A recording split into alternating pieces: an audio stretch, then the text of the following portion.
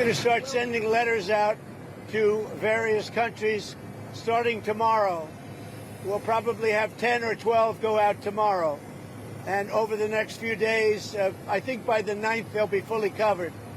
And they'll range in value from maybe 60 or 70% tariffs to 10 and 20% tariffs. But they're going to be starting to go out sometime tomorrow. We've done the final form, and it's basically going to explain what the countries are going to be paying in tariffs. And it's very important. It's a lot of money for the country, but we're giving them a bargain. Because if I went by the true deficits or by other ways of measuring, it could be a lot more. We don't want to. I don't want to stretch it too much. We want to keep it pretty reasonable. And I think it's very reasonable. Mr. President, what countries will you be sending those letters to first? We're going to be sending to, well, you're going to see tomorrow. I'd rather give it tomorrow. But we have probably 10 to 12 tomorrow. And then after that, we'll be sending 10 or 12 a day. And as we get along, as we get to the smaller countries, we're pretty much going to keep the tariffs the same. Are there any countries that will have a little flexibility with that deadline? Not really. I mean, they'll start to pay on August 1st. The money will start to come into the United States on August 1st, okay, in pretty much all cases. Hello, everybody. Hello, Mr. President. So we had a great time in Iowa, very successful, a lot of people. I think they enjoyed it, but it's been a great state for me. We won it all 3 times, and very special. Tomorrow's going to be great. We're going to have the B-2s flying, and we have Christie, the whole group, including a lot of great congressmen. We have everybody, and we have Doug Burgum. If you have any questions, Brooke Rollins, agriculture, if you have any questions, let us know. But we all had a great time in Iowa. President, has Hamas agreed to the latest framework for a ceasefire and hostage deal? We'll see what happens. We're going to know over the next 24 hours. Yeah, I'll let my agricultural genius talk about it. Thank you, sir. Yes, we have been hard at work. The president gave a directive that the farmers needed to make sure they could farm and do their harvests and milk their cows.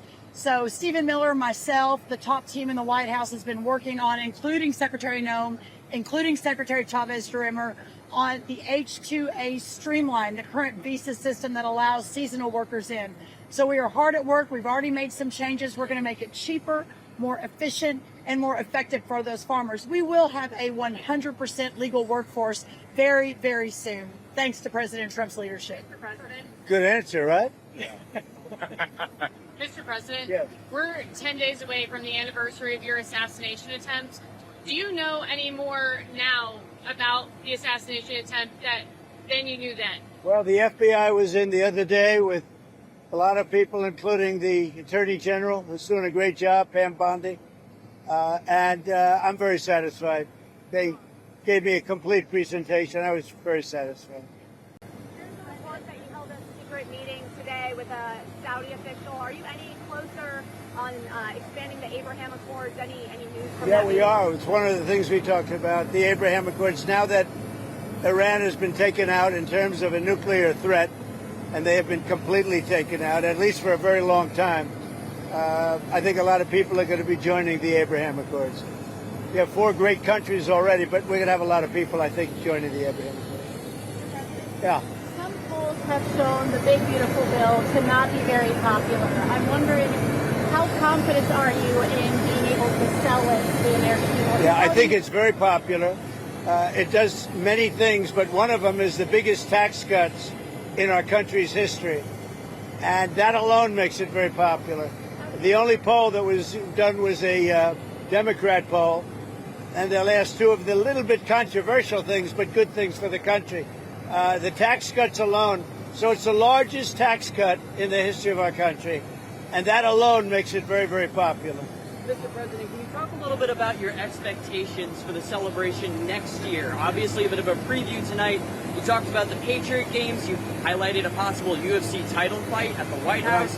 What are your expectations for the celebration next year, sir? Well, I think it's going to be a great celebration. It's going to be as big a celebration as we've ever had. And remember, we have the World Cup and we have the Olympics also. So we have that, plus we have 250. I think it's going to be a wild time. It's going to be a great time for this country. It's going to be the golden age. Thank you. What's next for Russia and Ukraine? Are you speaking to Zelensky tomorrow? And what are you hoping I'm the next? I'm speaking to President Zelensky tomorrow, early in the morning, and I'm very disappointed with the conversation I had today with President Putin, because I don't think he's there. I don't think he's there, and I'm very disappointed. Well, it's not. I'm just saying, I don't think he's looking to stop. And that's too bad. This is Biden. This isn't me. This is Biden's war. It wouldn't have happened if I were president. It wouldn't have happened. So, I in one way I hate to get too involved because it's Biden's war. And I got stuck in the middle of it, just like I did with immigration and a lot of other things that they screwed up. But I was not happy with the conversation, no. Mr. President, a couple weeks ago, you said that you were on the cusp of a historic settlement with Harvard University. What's changed since then? Do you think you're closer to an agreement, or do you think Columbia could go first? I think we're going to probably settle with Harvard. We're going to probably settle with Columbia. They want to settle very badly. How much? There's no rush. A lot of money. I wanted to ask you about one of the words you used during your speech, Shylocks. That's widely viewed as an anti-Semitic phrase. Do you intend for that word to be used? No, I've never heard it that way. To me, a Shylock is somebody that's a money lender at high rates. I've never heard it that way. You view it differently than me. I've never heard that. Go ahead. Anything else? President, what do you make of the deal that your lawyer struck with CBS's parent company? Can you talk about that? And have you had any conversations with Larry Ellison about expectations you might have for Skydance and PSAs that they would run should they take over Paramount? Well, Larry Ellison's a friend of mine. He's a great guy. I think he's the buyer. But we did a deal for about $16 million plus $16 million or maybe more than that in advertising. So it's a combination of 16 plus, 16 plus. So it's like 32 to maybe $35 million. I think that what they did, and this has nothing to do with Larry Ellison. I think he's going to run CBS really well. And I think he's making a good deal to buy it. I think he's great. He's got a son who's a fantastic young man, too. But what they did was incredible. They took an answer from Kamala just before, the day before the election, and it was a horrible answer. And they took the answer out in its entirety, and they put another answer in, a different answer. That was a different part of the interview, because the answer she gave was so bad, it was like election threatening. And I've seen it all, but I've never seen that. Nobody has. And we understand that was done in other locations also with respect to answers. But think of it. One of the most important questions, maybe the most important question, she gave a horrible answer to it. So they took an answer from another part of the interview and they inserted it. Nobody's ever seen that before. So I think they made a wise decision to settle. And is that $16 million for the ads, is that part of contingency for your administration to approve the merger or the sale of the company? That has nothing to do with that. This is totally separate. This was when I was running. This had nothing to do with what was taking place in government.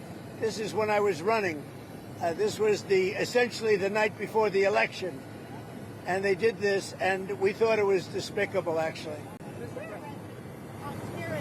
For countries that don't get a letter right away and that you haven't made a deal So we're going to start sending letters out to various countries starting tomorrow. We'll probably have 10 or 12 go out tomorrow. And over the next few days, I think by the 9th, they'll be fully covered.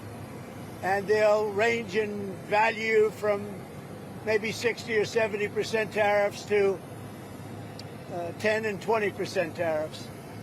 But they're going to be starting to go out sometime tomorrow. We've done the final form, and it's basically going to explain what the countries are going to be paying in tariffs.